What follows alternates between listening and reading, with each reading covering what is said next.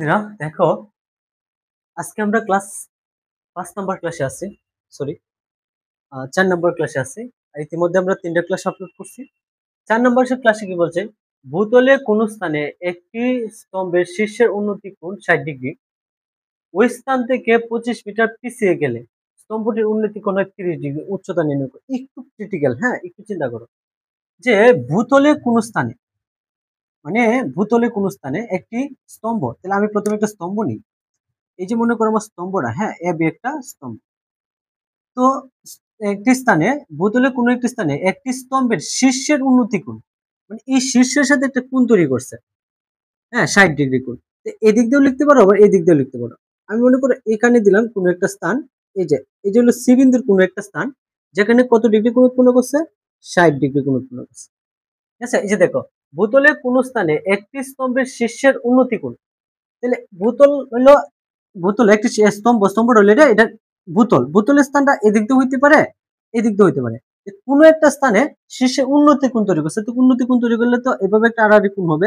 মনে করি সি বিন্দুতে উন্নতি কোণটা কত? 60 ডিগ্রি। ঠিক আছে, আচ্ছা, এখন বলছে ওই স্থান থেকে 25 মিটার পিছিয়ে গেলে, আমি এখান থেকে আবার যাত্রা শুরু কত মিটার আসবো? 25 মিটার আসবো। 25 মিটার পিছিয়ে গেলে স্তম্ভটির উন্নতি কোণ 30 ডিগ্রি হয়। তখন এটার সাথে যে আবার কোণটা হবে, এই যে এটার সাথে কোণটা হবে, এই যে এক কোণ হবে, এটা কত ডিগ্রি হবে? 30 ডিগ্রি।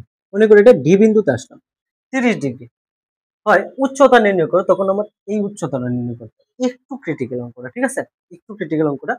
দেখো, এখন লিখবা যে এখানে এখানে ত্রিভুজ হচ্ছে দুইটা, একটা হলো এ সি বি কোণ, এ বি সি ত্রিভুজ, আর একটা হলো এ বি ডি ত্রিভুজ। এখানে এ বি, এই যে এটা ত্রিভুজের চিত্র, এ বি সি ত্রিভুজ, এবিসি ত্রিভুজে তোমার এ সি বি কোণ সমান এ সি বি কোণ ইজ ইকুয়াল 60 ডিগ্রি। কত ডিগ্রি? 60 ডিগ্রি। ঠিক আছে, এবং এবং A A A B D ত্রিভুজে, এ বি ডি ত্রিভুজে, এ বি ডি ত্রিভুজে ত্রিভুজে এ বি ডি ত্রিভুজে এ ডি বি কোণ সমান এ ডি বি কোণ ইজ ইকুয়াল কত? 30 ডিগ্রি। এই যে এ ডি বি কোণ ইজ ইকুয়াল কত? 30 ডিগ্রি। এবং ডিসি সমান ডিসি ইজ ইকুয়াল কত? 25 মিটার। 25 মিটার। আমি কিন্তু একটু প্রেস লাগি যাতে অঙ্কটা সমাধান করতে পারি। এখন দেখো, ধরি ধরি আমি ABC ত্রিভুজে, A B C ত্রিভুজে ত্রিভুজে BC সমান এক্স, এবং এ বি সমান কি? A B is equal H ধরে নিলাম। আমি কিন্তু মান ধরে নিছি। কেন মান ধরে নিছি? কারণ আমার এ বির মান নাই, আবার বিসির মান নাই। এখন একটু চিন্তা করে দেখো, আমি কিভাবে প্রবলেমটা সমাধান করব। একটু ক্রিটিক্যাল হয়ে গেল না? আমি এটার মান ধরছি কত? এক্স ধরছি, আর এটা এইচ ধরছি, উচ্চতা এইচ ধরছি। আমার উচ্চতা এইচ এর মান বের করতে হবে। আমার তো যদি এক্স এর মান জানা থাকে, তাহলে আমি কিন্তু উচ্চতাটা খুব সহজে মান বের করতে পারি, লম্বা এবং ভূমির সাথে tan এর সূত্রতে বের করতে পারি। কিন্তু এখানে দেখা গেছে মান আছে শুধু খালি এটার 25 ডিসি মান। এখন তোমরা ইচ্ছা করলে তোমরা মনে করতে পারো তাহলে আমরা এখানে 30 ডিগ্রি কোণ ধরিয়া এ ডিসি একটা ত্রিভুজ ধরে লাই, কিন্তু এটা কোন ত্রিভুজ হবে না, কারণ এই ত্রিভুজটা দেখো এই দিক দিয়ে আড়াআড়ি বাহু। ঠিক আছে, এটা কিন্তু অতিভুজ। ঠিক আছে, তো এখানে যেহেতু ত্রিভুজটা হবে না, তাহলে আমার এনে কাজ করতে হবে কি, যে কোনো মূল্যে হোক আমার, হ্যাঁ, এই যে এ ডি বি ত্রিভুজের এক্স এর মানটা বের কইরা, এক্স এর মানটা বের কইরা পরে 25 এর সাথে যোগ করতে হবে। যোগ করলে পরে এই টোটালটারে আর এটারে ধইরা এই এক্স এর মানটা বের করতে হবে। তো দেখো আমি কাজ শুরু করি। তাহলে দেখো, সুতরাং এ বি সি, প্রথমে আমি কি করব, এই যে এ B C ত্রিভুজে, A B C ত্রিভুজে এটার সাথে কি কোণ হয়? সাইন। সাইন, সরি, সাইন না, এটা হলো যেহেতু লম্ব আর এটা ভূমি, তাহলে হবে 10। 10 এ সি বি কোণ ইজ ইকুয়াল লম্ব বাই ভূমি। লম্ব কেটা? এ বি, ভূমি কেটা? 20, এ বি বাই 20। লম্ব বাই ভূমি, লম্ব কেটা? এ বি, ভূমি কেটা? 20। ঠিক আছে, এ বি বাই 20। আচ্ছা দেখো, এখন বা বা 10 এবিসি মান বসাবো 10 এবিসি মান কত 60 ডিগ্রি দিলাম 60 ডিগ্রি ইজ ইকুয়াল মানটা বসাই দিই এবির মান কত ধরছিলাম এইচ যে এবির মান এইচ ধরছিলাম এন বসাই দিব এইচ এবং বিসির মান কত বার করছিলাম এক্স দিলাম এক্স ঠিক আছে এক্স দিলাম আচ্ছা বা বা 10 60 ডিগ্রি কোণের মান কত 10 60 ডিগ্রি কোণের মান কত 10 30 ডিগ্রির মান 1/√3 45 ডিগ্রির মান কত 1 আর 60 ডিগ্রির মান √3 তাহলে লিখতে পারি √3 ইজ ইকুয়াল h/x বা এটা নিচে তো মনে মনে 1 আছে না এটা নিচে মনে মনে 1 আছে তাহলে আমি এখানে ধরে নেই এই আমি মান বার করব কার মনে করো আমি x এর মানই বের করব আচ্ছা x এর মানই বের করব আমি x এর মান বের করলে √3x x আর √3 গুণ করলে √3x আর নিচে মনে মনে 1 আছে 1 আর h গুণ করলে কত h বা x ইজ ইকুয়াল এদিক দিয়ে √3 গুণ আছে এদিক দিয়ে দিলে ভাগ h/√3 সমীকরণ 1 সমীকরণ 1 আমি একটা মান বের করে নিয়েছি আমি এখানে লিখে দেই x ইজ ইকুয়াল কি h/√3 মান কিন্তু একটা পাইছি না আচ্ছা সমীকরণ 1 এটা আমি মুছে দেব আমার স্পেস কম এখন দেখো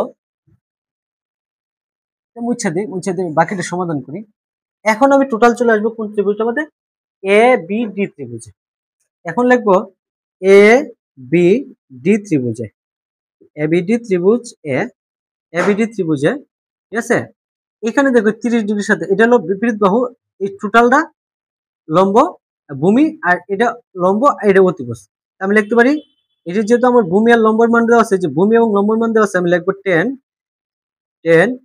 এ ডি বি কোণ ইজ ইকুয়াল লম্ব বাই ভূমি লম্ব কেটা এ বি ভূমি কেটা বিডি ঠিক আছে এর আগে আমি তোমরা একটু দেখাই দিই বিডির মানটা কি আসে বিডি ইজ ইকুয়াল কি এই যে বিডি ইজ ইকুয়াল কি লিখতে পারি সিডি প্লাস বিসি ঠিক আছে সিডির মান কত 25 প্লাস বিসির মান কত এক্স তাহলে আমি কি পাইতেছি বিডি ইকুয়াল কি 25 প্লাস এক্স পাইতেছি ঠিক আছে আচ্ছা 25 প্লাস এক্স পাইতেছি আমি এটা একটু মুছে দিই এটা দরকার নাই হ্যাঁ আচ্ছা আমি একটু সুন্দর আগে থেকে লিখি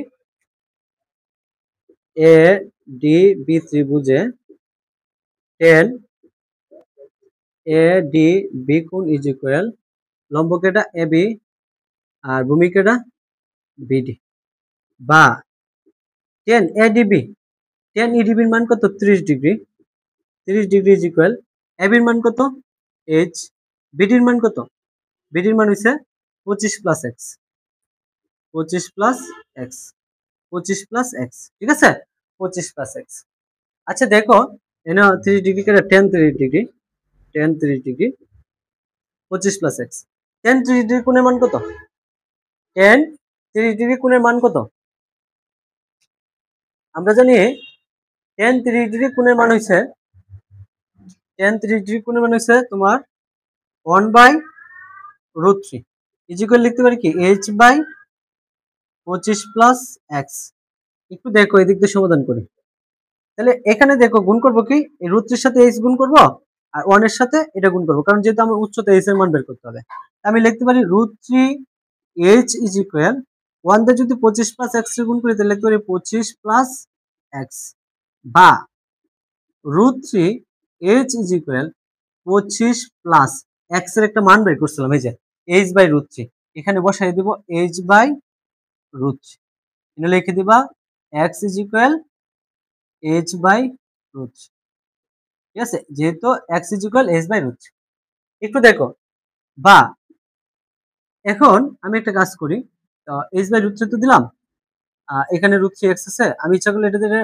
গুণ করতে পারি এর আগে আমি একটা কাজ করি তোমার এই যে এটা আছে না এটা এই দিক দিয়ে নিয়ে আসি কারণ যেহেতু এখানে h আছে এটা নিয়ে আসি √3h এটা প্লাস এদিক দিয়ে আসলে মাইনাস h/√3 ইজ ইকুয়াল থাকে কত 25 ইজ ইকুয়াল কত থাকে 25 ঠিক আছে আমি কি করছি এই যে এটা প্লাস আছে এদিক দিয়ে মাইনাস করছি এখন দেখো বা এখন এনে ভগ্নাংশ যোগ করব যেহেতু এটা ভগ্নাংশ এটার নিচে মনে মনে কি আছে 1 আছে তো 1 আর √3 লসাগু কত √3 ঠিক আছে তো ভগ্নাংশের যোগের নিয়ম কি?